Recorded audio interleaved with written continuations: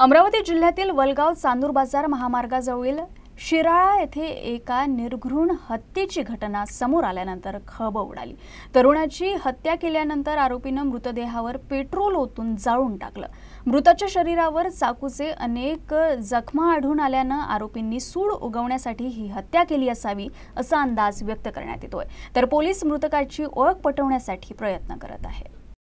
शेतातील मजूर सकाळी कामासाठी शेतात पोहोचले असता त्यांना जळालेल्या अवस्थेत मृतदेह दिसला। त्यांनी तात्काळ वलगाव पोलिसांना माहिती दिली। पोलिसांनी घटनास्थळी धाव घेत डॉग स्क्वॉड आणि फॉरेन्सिक पथकाच्या मदतीने सखोल तपास सुरू केलाय।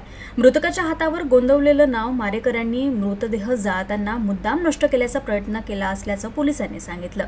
मृतदेहावर चाकूचे अनेक घाव असून जळालेल्या अवस्थेत तो आढळलाय। मृतकाची ओळख पटवण्यासाठी सर्व शक्यता तपासल्या जात आहेत।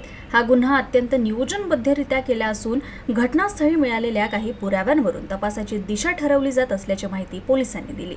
हत्या नेमकी कुठे झाली, मृतदेह त्याच ठिकाणी जाळण्यात आला की अन्यत्र कुठून आणून टाकण्यात आला, या सर्व प्रश्नांची उत्तरे मिळवण्यासाठी पोलिसांनी तपासाला वेग दिलाय। परिसरातील सीसीटीव्ही फुटेज, मोबाईल लोकेशन आणि मागील काही दिवसातील हरवलेल्या व्यक्तींची नोंद या सर्वांचा तपास करण्यात येतोय। वलगाव पोलीस ठाण्याच्या हद्दीमध्ये शिराळा शेतशिवारामध्ये आज सकाळी एक मृतदेह मिळालेला आहे। त्याच्या अंगावर एक 10-12 जखमा आहेत आणि त्याचबरोबर त्या मृतदेहाला अर्धवट जाळलेलं आहे। याबाबत अजून मृतदेहाची ओळख पटली नाही।